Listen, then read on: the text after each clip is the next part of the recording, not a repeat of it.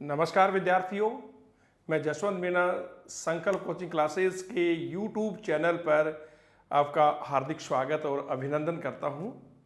दोस्तों, हमारा टॉपिक शुरू था राजस्थान के त्यौहार और लगभग उनमें से हमने आधा टॉपिक हमने उस पर चर्चा कर ली है। और आज जिस माह की हम चर्चा करेंगे, जिस महीने में कौन कौन से त्यौहार है उसकी चर्चा करेंगे, वो है आश्विन माह।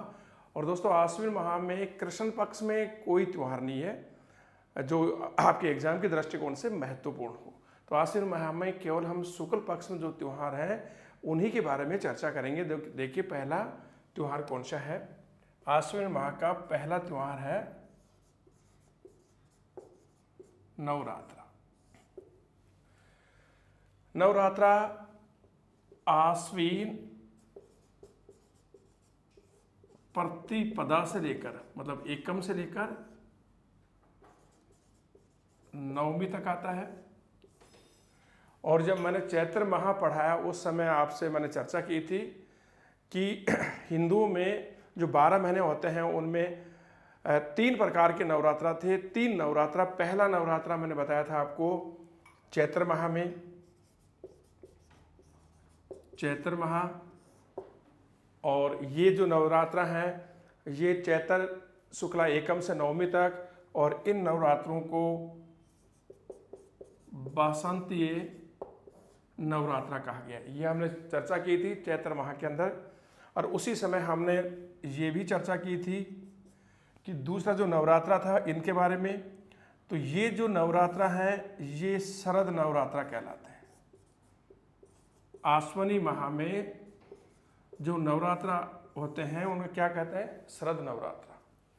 और एक हमने और चर्चा की थी गुप्त नवरात्रा।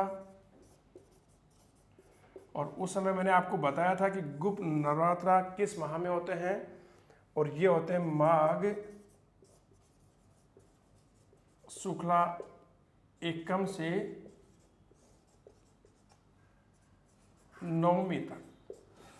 इनके बारे में हम पहले भी चर्चा कर चुके हैं। तो नवरात्रा आश्विनी माह प्रतिपदा से नवमी तक, जो आश्विनी माह के नवरात्रा हैं उनको शरद नवरात्रा कहते हैं। और चैत्र माह में जो नवरात्रा होते हैं चैत्र शुक्ला 1 से लेकर नवमी तक, उनको वासंतीय नवरात्रा कहते हैं। और एक नवरात्रा उस समय भी हमने चर्चा की थी चैत्र माह के दौरान, गुप्त नवरात्रा। ये माघ माह की शुक्ला एकम से नवमी तक होते हैं। और नवरात्रा दोस्तों, जैसे आपको लग रहा है कि 9 दिन तक चलते हैं, इनमें दुर्गा माता की पूजा की जाती है। दुर्गा माता की पूजा, रामायण के पाठ किए जाते हैं। और 9वें दिन 9 कुंवारी कन्याओं को भोजन कराया जाता है।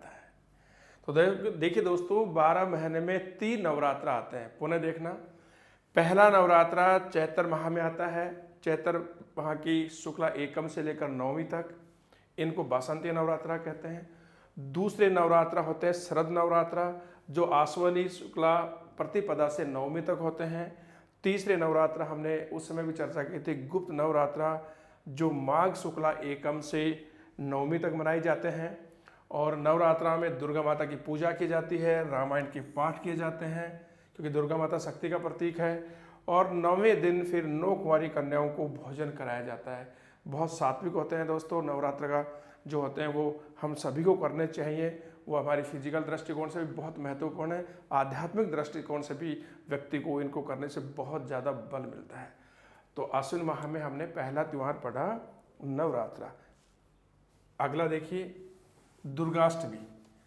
आश्विनी माह का शुक्ल पक्ष का जो दूसरा त्यौहार है जिस पर हम चर्चा करेंगे वो है दुर्गा अष्टमी।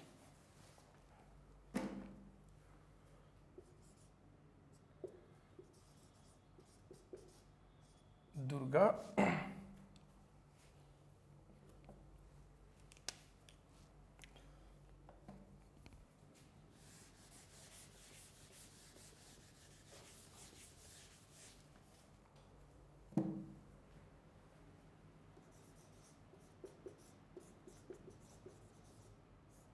दुर्गाष्टमी। दुर्गाष्टमी का त्योहार देखिए दोस्तों, आश्विन शुक्ला अष्टमी को, ये तो है तिथि। दुर्गाष्टमी का त्योहार पूरे भारत में मनाया जाता है, संपूर्ण भारत में मनाया जाता है, लेकिन मुख्य रूप से ये त्योहार बड़ी धूमधाम से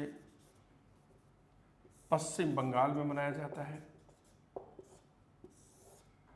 दुर्गाष्टमी का त्योहार संपूर्ण भारत में मनाया जाता है, लेकिन यह आता है कि संपूर्ण भारत में दुर्गाष्टमी का त्योहार सबसे मतलब अधिक या महत्वपूर्ण दृष्टि से कहाँ मनाया जाता है? पश्चिम बंगाल में मनाया जाता है। इस दिन भी दुर्गा माता की पूजा की जाती है। इस दिन हथियारों की भी पूजा की जाती है, अस्त्र शस्त्रों की पूजा।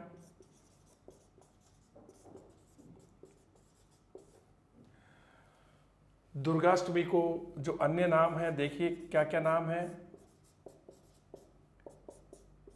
दुर्गाष्टमी को माताष्टमी भी कहते हैं, इसको महाअष्टमी भी कहते हैं,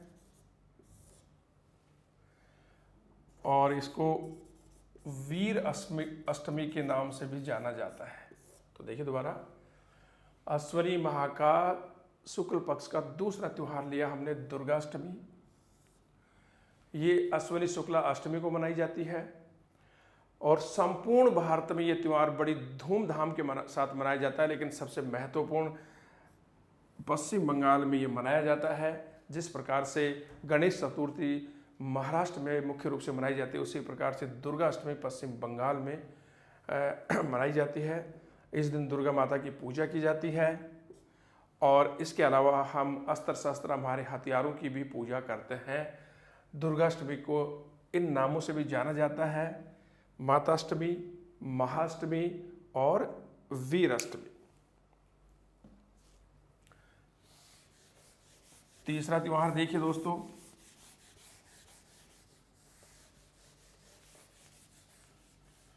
तीसरा त्योहार है अश्विनी माह का दशहरा का त्योहार। बहुत ही लोकप्रिय त्योहार है दोस्तों, सब लोग जानते हो आप, और ये मनाया जाता है आश्विन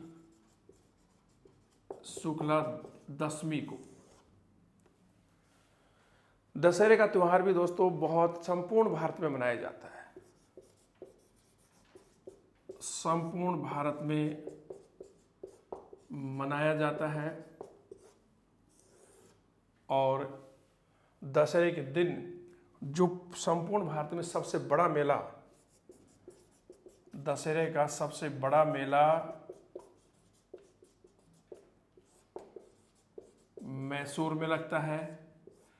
और यदि राजस्थान की हम बात करें तो दशहरे का सबसे बड़ा मेला राजस्थान में कोटा में भरता है। और दोस्तों आपको पता है कि दशहरे के दिन भगवान श्री राम ने रावण का वध करके बुराई पर विजय प्राप्त की थी, इसलिए दशहरे को विजयादशमी के नाम से भी मनाया जाता है। तो देखिए, इस दिन भगवान श्री राम ने रावण का वध करके बुराई पर विजय प्राप्त की थी, और इसी कारण दशहरे को विजयादशमी के नाम से भी जाना जाता है। तो दोबारा देखिए, दशहरे का त्यौहार अश्विनी शुक्ला दशमी को मनाया जाता है। ये त्यौहार भी दुर्गाष्टमी की तरह संपूर्ण भारत में मनाया जाता है। दशहरे का भारत में सबसे बड़ा मेला मैसूर में भरता है और राजस्थान में दशहरे का सबसे बड़ा मेला कोटा जिले में भरता है। इस दिन भगवान श्री राम ने रावण का वध करके बुराई पर विजय प्राप्त की थी। और इसी कारण दशहरे को किस नाम से जाना जाता है? विजयादशमी के नाम से भी जाना जाता है।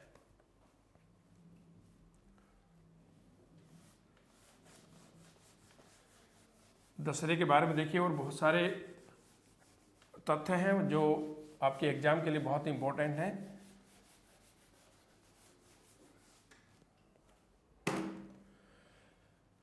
क्वेश्चन आता है कि दशहरे के दिन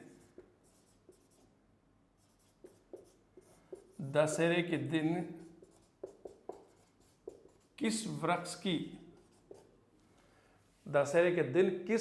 की पूजा की जाती है? दशहरे के दिन किस वृक्ष की पूजा की जाती है? मैं ऑप्शन देता हूं और आप उत्तर देने के लिए तैयार रहना। नीम के पेड़ की,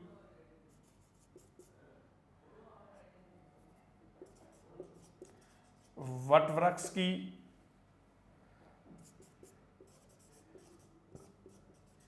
पीपल के पेड़ की और खेजड़ी के वृक्ष की। क्वेश्चन देखिए, दशहरे के दिन किस वृक्ष की पूजा की जाती है? नीम के पेड़ की, वट वृक्ष की, पीपल के पेड़ की या खेजड़ी के पेड़ की? और मुझे लगता है कि आपका उत्तर सही है, खेजड़ी के पेड़ की। इसको हम संवी वृक्ष भी कहते हैं और हमारी देसी भाषा में इसको हम जाटी भी कहते हैं। तो दशहरे के त्यौहार पर खेजड़ी वृक्ष की पूजा की जाती है। इसी प्रकार से एक और क्वेश्चन है कि दशहरे के दिन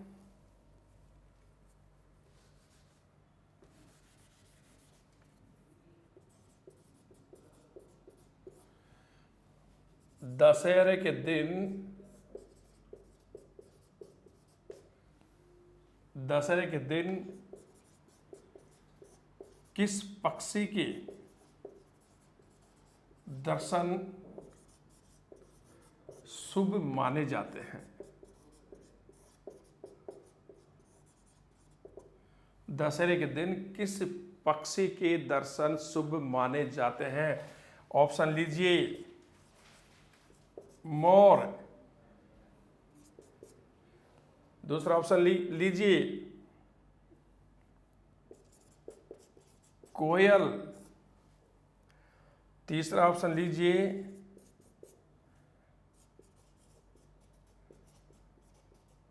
लीलटास। और चौथा ऑप्शन लीजिए, गिद्ध। क्वेश्चन है, दशहरे के दिन किस पक्षी के दर्शन शुभ माने जाते हैं? कि इस दिन कौन सा पक्षी हमें दिखाई दे तो शुभ माना जाता है? मोर के दर्शन, कोयल के दर्शन, लीलटास के दर्शन या गिद्ध के दर्शन? तो दोस्तों, दशहरे के दिन लीलटास पक्षी के दर्शन शुभ माने जाते हैं। अगला क्वेश्चन देखिए,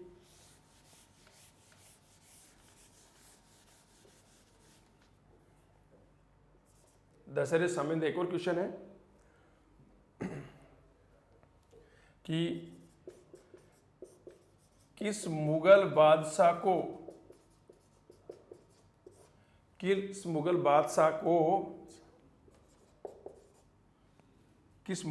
को दशहरे का त्योहार मनाना पसंद था? या कौन सा मुगल बादशाह दशहरे के त्योहार में शामिल होता था? क्वेश्चन देखिए, किस मुगल बादशाह को दशहरे का त्योहार मनाना पसंद था? या किस मुगल बादशाह को, कौन सा मुगल बादशाह दशहरे के त्योहार में शामिल होता था? ऑप्शन दीजिए, अकबर। दूसरा ऑप्शन लीजिए,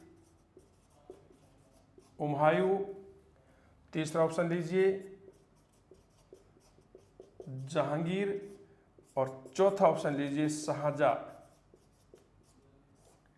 आया हुआ क्वेश्चन है दोस्तों कि कौन सा मुगल बादशाह दशहरे के त्यौहार में शामिल होता था या किस मुगल बादशाह को दशहरे का त्यौहार मनाना पसंद था? अकबर को, हुमायूं को, जहांगीर को या शाहजहां को? तो आपका उत्तर आएगा जहांगीर को। तो दोस्तों बहुत इंपॉर्टेंट 3 क्वेश्चनों के बारे में चर्चा की। दशहरे को वीरों का त्योहार भी कहा जाता है, वीर पुरुषों का त्योहार भी कहा जाता है। ध्यान रखना, दशहरे को किनका त्योहार कहा जाता है? वीर पुरुषों का। और दोस्तों ऐसी परंपरा थी कि दशहरे के दिन राजस्थान के राजपूत राजा शिकार का बहाना करके दूसरे राज्यों पर आक्रमण करते थे।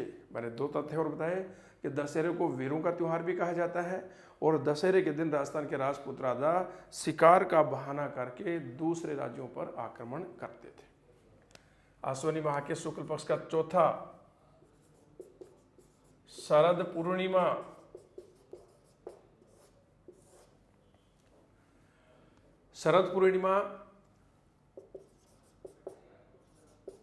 आश्विन पूर्णिमा को ही शरद पूर्णिमा कहते हैं। ध्यान रखना, क्वेश्चन आता है कि शरद पूर्णिमा, किस पूर्णिमा को शरद पूर्णिमा कहते हैं? आश्विनी पूर्णिमा को ही शरद पूर्णिमा के नाम से जाना जाता है। इसको रास पूर्णिमा भी कहते हैं। ध्यान रखना दोस्तों, किस पूर्णिमा को रास पूर्णिमा के नाम से भी जाना जाता था? शरद पूर्णिमा को रास पूर्णिमा भी कहा जाता है। और ज्योतिषियों के अनुसार इस दिन चंद्रमा अपनी षोडश कलाओं में आता है। चंद्रमा अपनी षोडश कलाओं में आता है, अर्थात चंद्रमा पूर्ण रूप से विकसित हो जाता है इस दिन। क्वेश्चन पूछा गया है कि ज्योतिषियों के अनुसार चंद्रमा अपनी षोडश कलाओं में किस दिन आता है? तो आपका उत्तर होगा शरद पूर्णिमा को, या ऑप्शन होगा अश्विनी पूर्णिमा, या रास पूर्णिमा भी हो सकता है। और दोस्तों इस दिन ऐसा माना जाता है कि रात में खीर बनाकर उसे छत पर चांदनी रात में छोड़ देते हैं और प्रातःकाल उसे मंदिरों में प्रसाद के रूप में दिया जाता है। तो शरद पूर्णिमा के दिन रात में खीर बनाकर उसे छत पर चांदनी रात में छोड़ देते हैं और सुबह उसे मंदिरों में प्रसाद के रूप में दिया जाता है। पर्यावरण की दृष्टि से भी बहुत महत्वपूर्ण है, उसका रंग भी चांदनी जैसा हो जाता है। तो शरद पूर्णिमा, आश्विन पूर्णिमा कहते हैं, इसको रास पूर्णिमा भी कहा जाता है। ज्योतिषियों के अनुसार इस दिन चंद्रमा षोडश कलाओं में आता है और रात को खीर बनाकर छत पर चांदनी रात में उसको छोड़ देते हैं और सुबह मंदिरों में प्रसाद के रूप में उसे बांट दिया जाता है। दोस्तों इस दिन झालावाड़ में एक बहुत बड़ा मेला लगता है और वो क्वेश्चन आया हुआ है, तो देखिए इस दिन झालावाड़ के खानपुर में, ध्यान रखना, बंगाली बाबा का मेला लगता है। ये क्वेश्चन आया हुआ है कि झालावाड़ के खानपुर में बंगाली बाबा का मेला किस तिथि को लगता है या किस तिथि को भरता है? तो क्या आएगा? शरद पूर्णिमा। तो ये भी क्वेश्चन आ सकता है कि बंगाली बाबा का मेला किस जिले में भरता है? झालावाड़ जिले में। ऐसा भी आ सकता है कि बंगाली बाबा का मेला झालावाड़ जिले के किस स्थान पर भरता है? खानपुर में। और ये मेला किस तिथि को भरता है? शरद पूर्णिमा के दिन ये मेला लगता है। हाँ दोस्तों, अगला माह देखिए कार्तिक माह, और कार्तिक माह के कृष्ण पक्ष में देखिए कौन सा पहला त्यौहार है। और पहला त्यौहार है कार्तिक माह का करवा चौथ। इसकी तिथि है कार्तिक कृष्ण चतुर्थी। करवा चौथ के बारे में महिलाएं तो लगभग जानती हैं क्योंकि ये महिलाओं का त्यौहार है। तो पहला ही पॉइंट, ये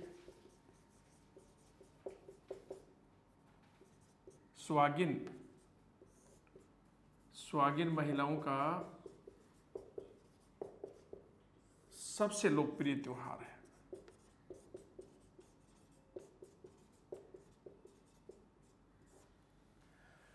और दोस्तों, इस दिन महिलाएं दिन भर निराहार रहकर, निर्जल रहकर, रात को चंद्रमा के दर्शन करके उसके अर्घ्य दे करके फिर भोजन करती हैं।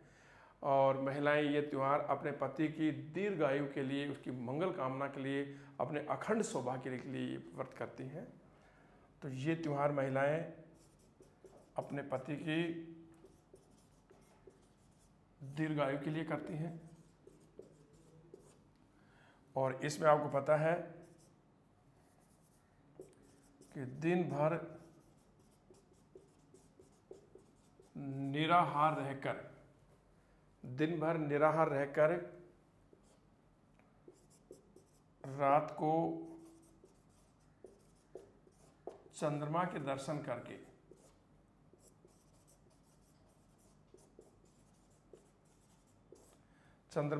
करके उसे अर्घ दे करके भोजन करते हैं।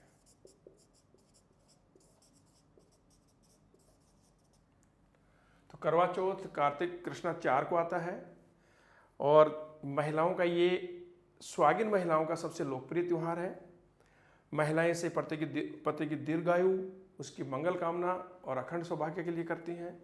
दिन भर निराहार रहकर रात को चंद्रमा के दर्शन करके उसे अर्घ दे करके फिर भोजन करती हैं। तो करवा चौथ बहुत ही इंपॉर्टेंट त्यौहार है। दूसरा देखिए, अहोमी अष्टमी। अहोमी अष्टमी की जो तिथि है वो है कार्तिक कृष्णा 8। दोस्तों, इस त्योहार को पुत्रवती महिलाएं करती हैं। इसे पुत्रवती महिलाएं करती हैं। उसी तरह से दिन भर निराहार रह करके रात में चंद्रमा के दर्शन करके भोजन करती हैं। और इस दिन घर की दीवारों पर श्याऊ माता और उसके बच्चों के चित्र बनाए जाते हैं।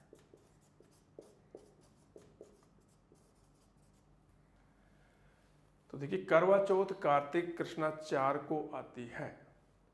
यह स्वागिन महिलाओं का सबसे लोकप्रिय त्यौहार है। महिलाएं इस त्यौहार को अपनी पति की दीर्घायु, अखंड सौभाग्य और पति की मंगल कामना के लिए करती हैं।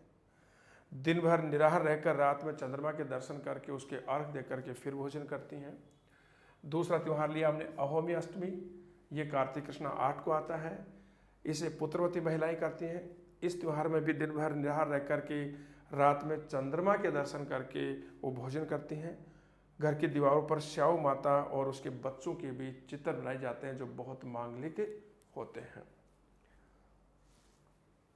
तीसरा त्यौहार देखिए, तुलसी एकादशी।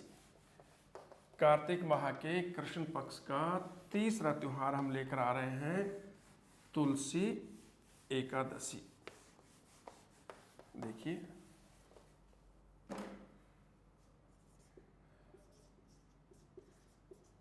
तुलसी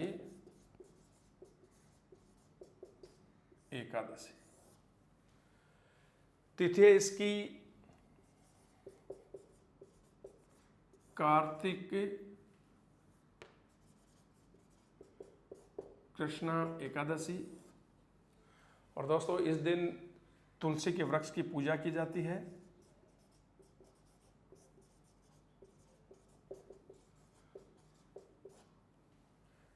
इस एकादशी का अन्य नाम है इसे विष्णु प्रिया और रमा प्रिया के नाम से भी जाना जाता है। ये तुलसी एकादशी के अन्य नाम हैं। तो कार्तिक माह का कृष्ण पक्ष का तीसरा त्यौहार है तुलसी एकादशी। ये कार्तिक कृष्णा 11 को आती है। इस दिन तुलसी वृक्ष की पूजा की जाती है और तुलसी एकादशी को विष्णु प्रिया और रमा प्रिया के नाम से भी जाना जाता है। चौथा त्यौहार देखिए,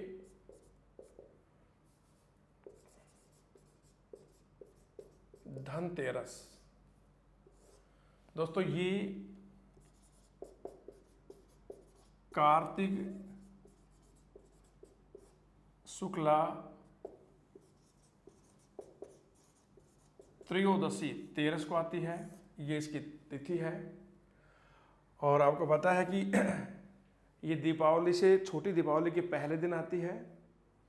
इस दिन लोग नए बर्तन, नए कपड़े, नई गाड़ी, बहुत सारी नई वस्तुएं इसी दिन धनतेरस के दिन खरीदते हैं। और मुख्य रूप से देखिए, इसमें एक तो धन्वंतरी वैद्य जी और यमराज की पूजा की जाती है। धनतेरस को हम नए वस्त्र, नए कपड़े, नए गाड़ी, नए गहने तो खरीदते ही हैं, लेकिन इसके अलावा इस दिन धन्वंतरी, क्योंकि धन्वंतरी धन का देवता है, धन्वंतरी वैद्य जी और यमराज के बारे में जानते हो और यमराज की पूजा की जाती है। और दोस्तों इस दिन यमराज के लिए आटे का दीपक बनाकर घर के द्वार पर रखते हैं। तो देखिए, तुलसी एकादशी कार्तिक कृष्ण 11 को आती है। इस दिन तुलसी के वृक्ष की पूजा की जाती है। इसे विष्णु प्रिया और रमा प्रिया के नाम से भी जाना जाता है। चौथा त्योहार या धनतेरस, जिसके बारे में आप सभी लोग जानते हो। धनतेरस बड़ी दिवाली के 3 दिन पहले आती है। धनतेरस के बाद में छोटी दिवाली और उसके बाद में 14 को छोटी दिवाली और अमावस्या को बड़ी दिवाली आती है।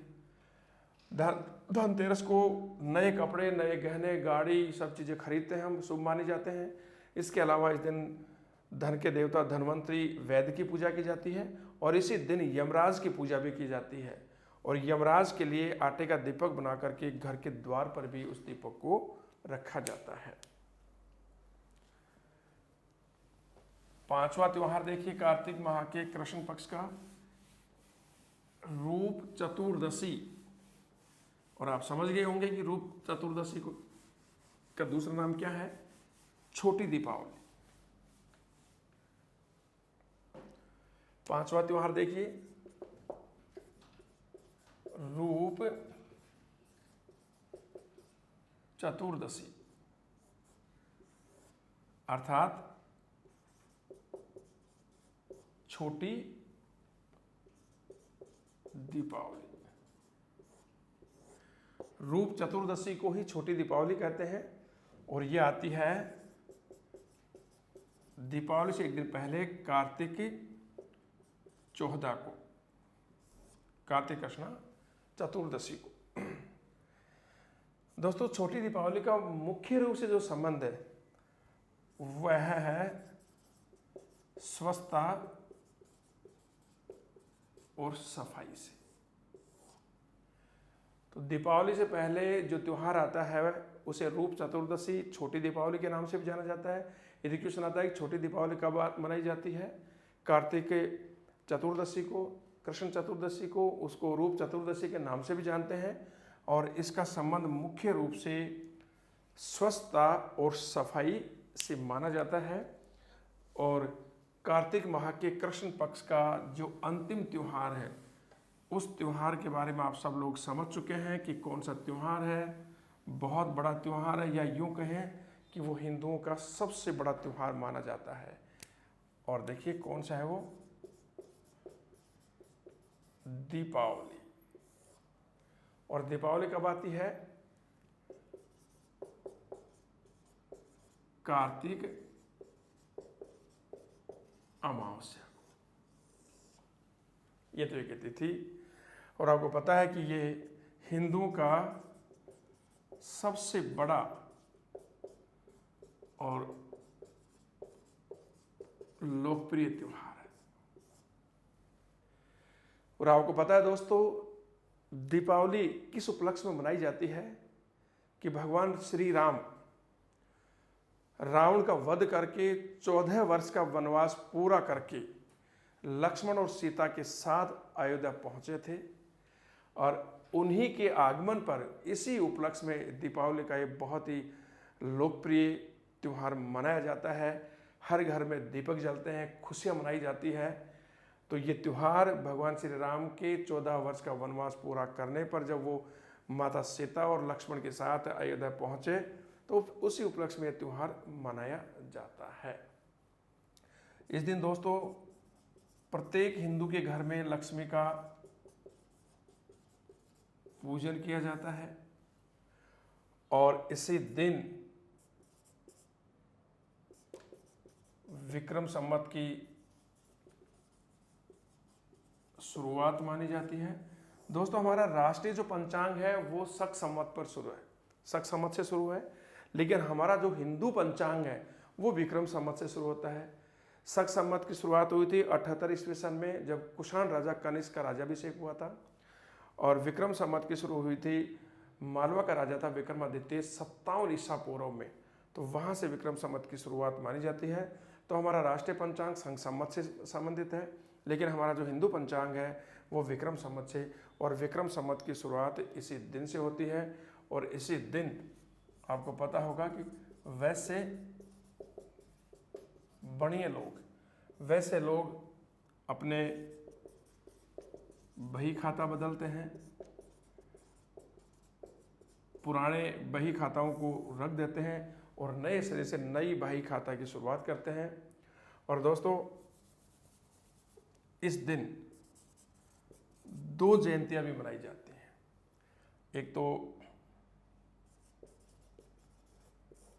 स्वामी दयानंद सरस्वती और महावीर स्वामी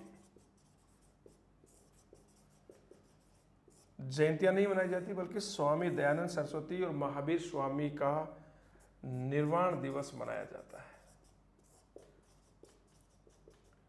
निर्वाण दिवस का मतलब कि इसी दिन इन दोनों की मृत्यु हुई थी और इसी दिन उनको मोक्ष मिला था। तो दीपावली के दिन स्वामी दयानंद सरस्वती और महावीर स्वामी का निर्वाण दिवस भी मनाया जाता है। तो दीपावली कार्तिक अमावस्या को आती है। यह हिंदुओं का सबसे लोकप्रिय और सबसे बड़ा त्यौहार माना जाता है। इस दिन भगवान श्री राम 14 वर्ष का वनवास काट करके माता सीता और लक्ष्मण के साथ अयोध्या पहुंचे थे। इसी उपलक्ष्य में त्यौहार मनाया जाता है। इस दिन लक्ष्मी का पूजन किया जाता है और विक्रम संवत की शुरुआत भी इसी दिन से मानी जाती है। वैसे लोग इसी दिन अपने बही खाता बदलते हैं और स्वामी दयानंद सरस्वती और महावीर स्वामी का निर्वाण दिवस भी इसी दिन मनाया जाता है। अब मैं एक आपसे यहाँ पर एक बहुत ही इम्पोर्टेंट क्वेश्चन पूछ रहा हूँ, जो क्वेश्चन आ चुका है, बहुत ही महत्वपूर्ण क्वेश्चन है। देखिए कौन सा क्वेश्चन है। क्वेश्चन है, हीड़ देने जाने की परंपरा, हीड़ देने जाने की परंपरा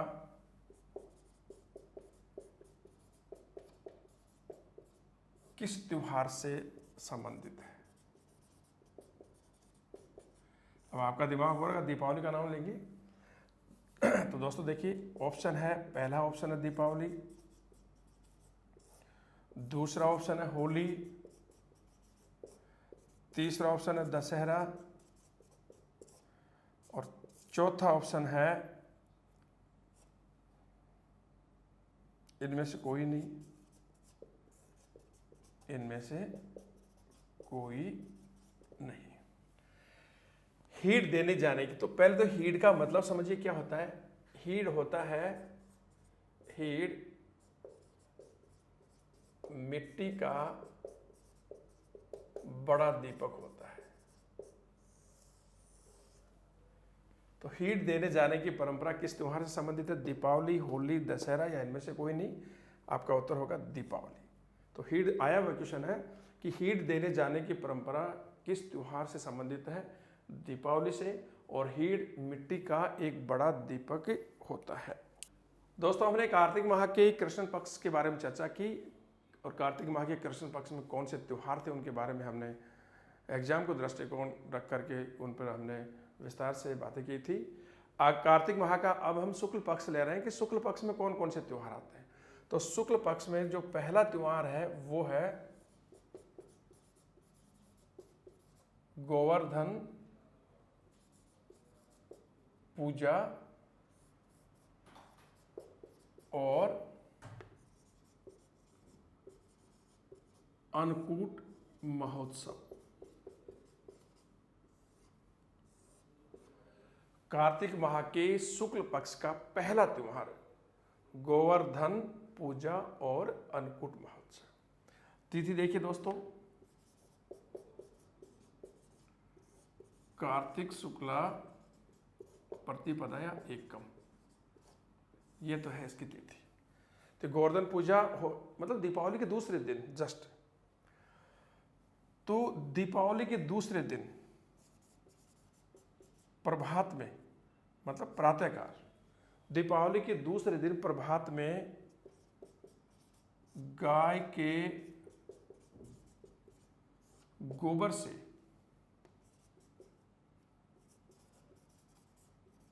गोवर्धन जी की पूजा की जाती है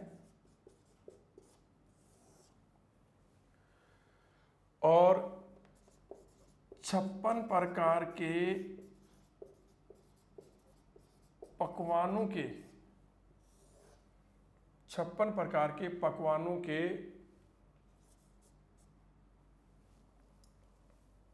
56 प्रकार के पकवानों के प्रसाद का भोग भगवान को लगाया जाता है। 56 प्रकार के अन्नकूट पकवानों की, अन्नकूट पकवानों का प्रसाद भगवान को भोग लगाया जाता है। तो अन्नकूट महोत्सव मुख्य रूप से कोटा,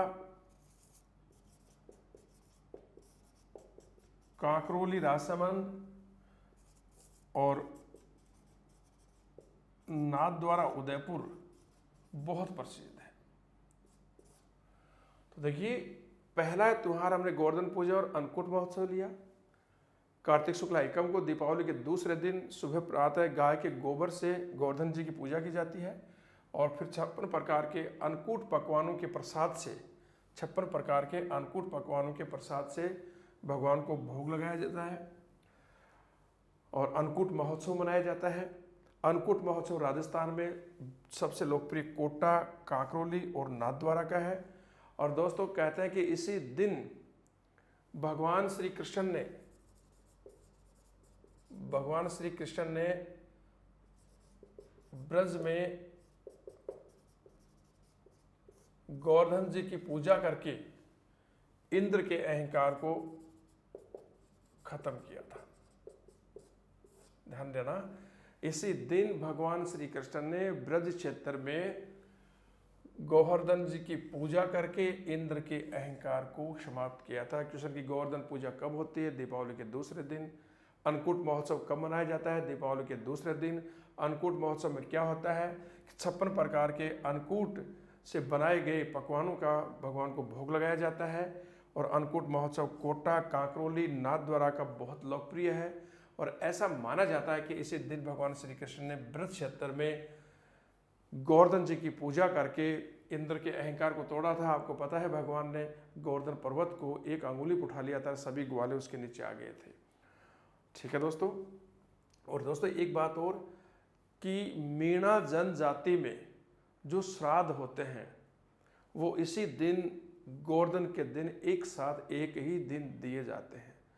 अन्य जातियों में, हिंदू में श्राद्ध कब होता है कि आश्विनी पूर्णिमा से शुरू होता है और भाद्रपद अमावस्या, भाद्रपद से शुरू होता है और आश्विनी में खत्म हो जाता है। लेकिन मीणा जनजाति में श्राद्ध इसी दिन गोवर्धन के दिन ही दिया जाता है, एक दिन ही, ध्यान रखना है। अगला त्योहार देखिए भैया दूज। कार्तिक माह के शुक्ल पक्ष का अगला जो त्योहार है वो हम क्या ले रहे हैं,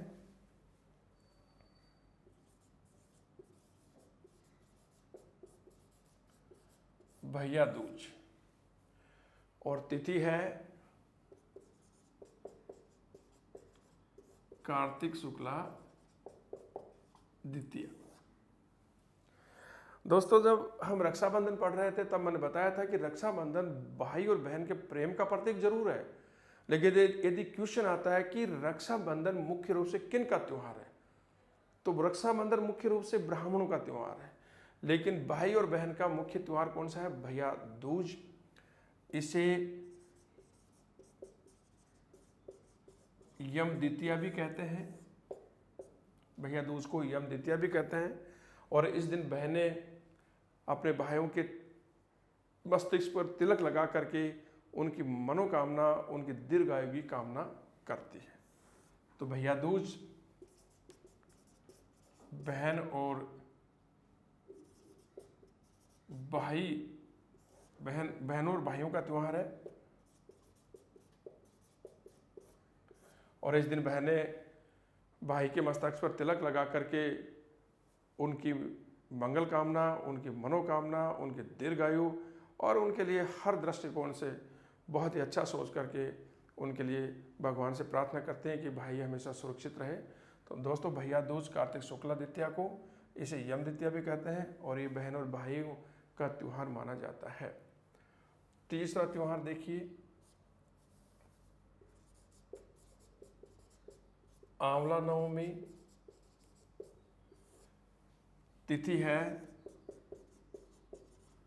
कार्तिक शुक्ला नवमी। और दोस्तों इस दिन आंवला वृक्ष की पूजा की जाती है। आंवला नवमी को अक्षय नवमी भी कहा जाता है, क्योंकि ऐसा माना जाता है कि इस व्रत को करने से जो फल होता है वो हमेशा बना रहता है। आखा तीज में जब हम व्रत करते हैं, दान पुण्य करते हैं, वहाँ भी वो फल अक्षयदायी होता है। तो यहाँ भी कहते हैं कि इस व्रत को करने से, तर्पण करने से, पूजा करने से जो फल होता है वो कभी नष्ट नहीं होता, इसलिए इसको अक्षय नवमी भी कहा जाता है। तो भैया दूज देखिए कार्तिक शुक्ला 2 को इसे यम द्वितीया कहते हैं। ये भाई और बहन का बहुत ही पवित्र त्यौहार माना जाता है। इस दिन बहनें अपने भाइयों के तिलक लगा करके उनके स्वास्थ्य की, उनकी मंगल कामना करते हैं, उनकी दीर्घायु की कामना करती हैं। और तीसरा हमने लिया आंवला नवमी, कार्तिक शुक्ला 9 को आती है। इस दिन आंवला वृक्ष की पूजा की जाती है और कहते हैं कि इस दिन किया गया व्रत, तर्पण, पूजा जो फल होता है उनमें, उससे जो फल मिलता है वो कभी नष्ट नहीं होता, इसलिए आंवला नवमी को अक्षय नवमी के नाम से भी जाना जाता है। अगला त्योहार देखिए दोस्तों, चौथा त्योहार देव उठनी एकादशी। कुछ याद आ रहा है आपको? हमने जब आषाढ़ माह पढ़ा था तो मैंने एक त्योहार बताया था, देव सैनी एकादशी, आषाढ़ शुक्ला 11 को। और उस दिन भगवान विष्णु सो जाते हैं और उसके बाद 4 महीने बाद में 4 महीने तक कोई भी मांगलिक कार्य नहीं होता है हिंदुओं में, न शादी होती है न और किसी प्रकार का कोई मांगलिक कार्य होता है 4 महीने के। तो देखिए साढ़, सावन, भादो, आसोज, कार्तिक, ये चौथा महीना आ गया है। दोस्तों देव उठनी एकादशी, तिथि देखिए कार्तिक शुक्ला एकादशी। तो देव शयनी एकादशी तो आषाढ़ शुक्ला एकादशी होती है, और देव उठनी एकादशी कार्तिक शुक्ला एकादशी को मनाई जाती है। इस एकादशी को प्रबोधनी एकादशी भी कहते हैं। इस एकादशी को कौन सी, क्या दूसरा नाम क्या है? प्रबोधनी एकादशी। और दोस्तों इस दिन भगवान विष्णु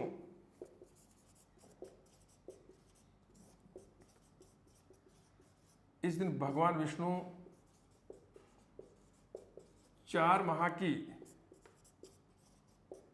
निद्रा से जाग जाते हैं और इसी दिन से सभी मांगलिक कार्य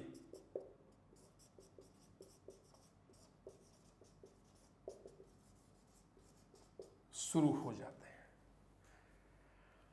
तो देवउठनी एकादशी का मतलब भगवान विष्णु 4 माह की निद्रा अवस्था से खड़े हो जाते हैं और इसके बाद में सभी मांगलिक कार्य पुनः शुरू हो जाते हैं। दोस्तों, इस एकादशी को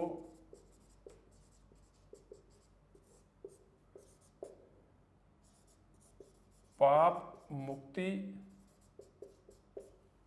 और मोक्ष देने वाली एकादशी भी कहते हैं। पापों से मुक्त करने वाली और मोक्ष देने वाली एकादशी भी कहते हैं। इस दिन ईख यानी ईख की पूजा की जाती है और कहते हैं कि दोस्तों इस दिन भगवान विष्णु का तुलसी के पेड़ से विवाह भी कराया जाता है। और ये पीपल पूर्णिमा जो वैशाख में आती है और आखा तीज, पीपल पूर्णिमा और आखा तीज दोनों वैशाख में आते हैं। पीपल पूर्णिमा और आखा तीज की भांति देवउठनी एकादशी भी एक अबूझ सवा माना जाता है।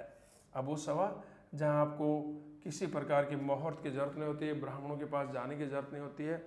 आप इस दिन बिना ब्राह्मणों मुहूर्त के भी अपने बेटे और बेटियों की शादी कर सकते हैं। तो देवउठनी एकादशी, कार्तिक शुक्ला एकादशी को ही कहते हैं। इसको प्रबोधनी एकादशी के नाम से भी जाना जाता है। और इस दिन भगवान विष्णु 4 माह की निद्रावस्था से खड़े हो जाते हैं, उठ जाते हैं और सभी प्रकार के मांगलिक कार्य शुरू हो जाते हैं। इस एकादशी को पाप से मुक्ति करने वाली, मोक्ष देने वाली एकादशी भी कहते हैं। और इस दिन ईख की पूजा की जाती है। पीपल पूर्णिमा और आखा तीज की भांति देवउठनी एकादशी भी अबूझ सवा माना जाता है। बिना किसी मुहूर्त के, बिना किसी ब्राह्मणों के पास जाने की जरूरत नहीं होती है। आप इस दिन विवाह कर सकते हैं। अब अगला त्योहार है कार्तिक माह का, वो है कार्तिक पूर्णिमा। कार्तिक पूर्णिमा, कार्तिक पूर्णिमा को त्रिपुरा पूर्णिमा भी कहते हैं। ध्यान देना, देखिए कार्तिक पूर्णिमा को किस नाम से भी जाना जाता है? त्रिपुरा पूर्णिमा, क्योंकि इस दिन भगवान शिव ने त्रिपुरासुर, इस दिन भगवान शिव ने त्रिपुरासुर राक्षस का वध किया था। इसी कारण इसको त्रिपुरा पूर्णिमा के नाम से जाना जाता है। और कहते हैं कि इस दिन गंगा और पुष्कर में स्नान करना पवित्र माना जाता है। गंगा और पुष्कर में स्नान करना पवित्र माना जाता है। और इसी दिन कहते हैं कि भगवान का मत्स्य अवतार हुआ था। भगवान विष्णु का मत्स्य अवतार भी इसी दिन हुआ था। और दोस्तों, इसी दिन गुरु नानक जयंती मनाई जाती है। तो कार्तिक पूर्णिमा को त्रिपुरा पूर्णिमा के नाम से भी जाना जाता है, क्योंकि इस दिन भगवान शिव ने त्रिपुरासुर राक्षस का वध किया था।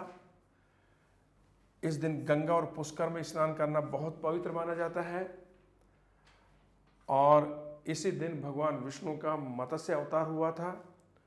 और इसी दिन गुरु नानक जयंती भी मनाई जाती है।